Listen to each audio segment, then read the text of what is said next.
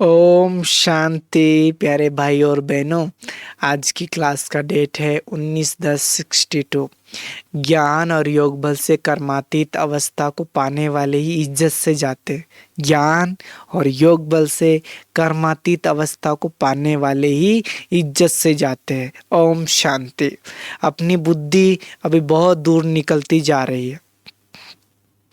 दूर का मतलब है इस पुरानी दुनिया से नई दुनिया में, जहाँ इस पुरानी दुनिया का अंश मात्र भी नहीं।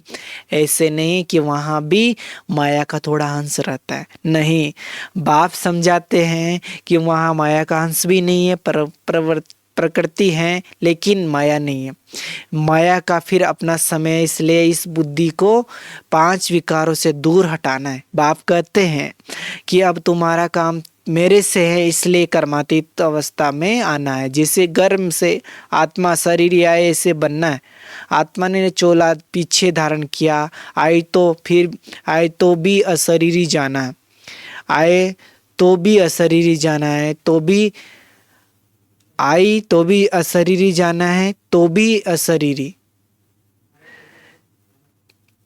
जाएंगे, तब भी जाना, तब भी अशरीरी जाना है। इसलिए देह और देह के सहित सब संबंध तोड़ो।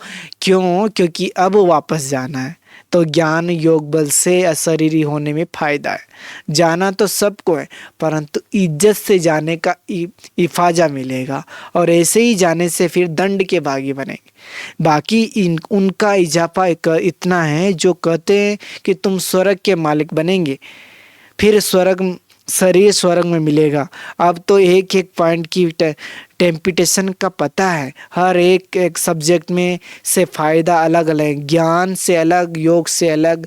और इस करने से टेम्पिटेशन ये है कि क्यों न इज्जत से बाप के साथ जाए। इस शरीर के साथ संस्कार व कर्म बंधन का खाता लगा हुआ है, उसको काटना है, और जैसे कर्मातीत थे वैसे ही होकर जाना है। अभी हम सारे ड्रामा को जानते, कहा जाता है आत्मा परमात्मा अलग रहे बहुकाल। तो जो आत्मा बहुकाल से अलग रही हैं उसको मेल, और जो उनका मेल और जो थोड़ा समय रही है उनके मेल में भी तो फर्क रहता है ना। तो अब टोटल रचना और उसमें भी जो मुख्य मुख्य है उनको बायोग्राफी को जानते हैं। बाकी डिटेल जानने से हर एक की जन्मपत्री क्या है उसकी क्या ज़रूरत है। वह कहते हैं कि परमात्मा है, तो वह परमात्मा है तो सब बतावे ना, इसलिए वह सब बताने से क्या फ़ायदा। पहले सतो रजो तमो स्टेज है। माया का भी पहले सुख है, माया का भी पहले सुख है। माया आने से कोई झट से दुख शुरू नहीं होता। पहले 16 कला, फिर 14 कला, फिर 12 कला, फिर 8, आखिर तो कला भी निकल गई हैं। अब न आत्मा सतो है न शरीर सतो है। अब बाप आकर फिर सब कलाओं से भरपूर करते हैं, तो आत्मा को शरीर और काया भी ऐसी मिलती हैं। अभी हमारी चढ़ती कला है, यहाँ तो गारंटी है कि इतने जन्म बाप द्वारा राजधानी मिलनी है। फिर माया के पहले भाग में अर्थात द्वापर में भी तुम सुख देखेंगे, तो टोटल सुख बहुत हो गया। तो क्यों न ऐसी नूद बना दे। मनुष्य फिर कहते हैं कि अभी कलयुग तो बच्चा है, घोर कलयुग तो पीछे आने वाला है। लेकिन ये नहीं समझते कि अति पीड़ा का थोड़ा टाइम में चलता है।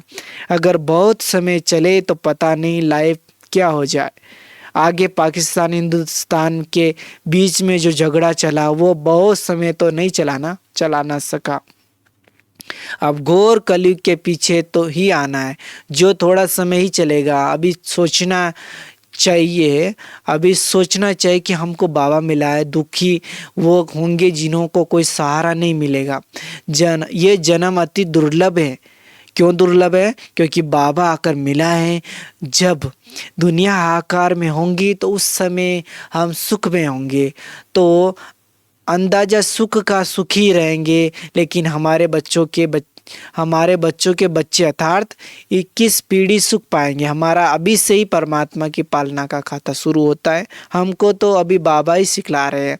हम ब्राह्मण तो ईश्वर का ही खाते हैं, फिर जन्म जन्मांतर भी उस बाप द्वारा ही पाया हुआ खाएंगे।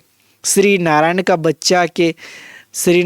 बच्चा भी तो अभी की ही कमाई खाते हैं ना। जन्म जन्मांतर माया के राज्य में हम कर्मों की साप से मनुष्य का खाते हैं।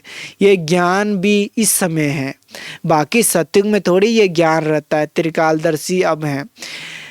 भक्ति मार्ग में तो कहते हैं कि हम परमात्मा के बच्चे, हमको परमात्मा सिखला रहे हैं, लेकिन वो तो ठगी है। अब तो हमने परमात्मा से डायरेक्ट संबंध जोड़ा है, वो हमको खिला रहे हैं। कोई पूछते हैं कि तुम्हारे यज्ञ का खर्चा कैसे चलता है, तो पर बोलो हमारा गुरु है तो निराकार परमात्मा है, हमको खिलाने वाला वो है, लेकिन खिलाएंगे तो कोई के थ्रू ना। देखो बाबा, हमारा बाबा कैसा है, वो सर्वशक्तिवान है।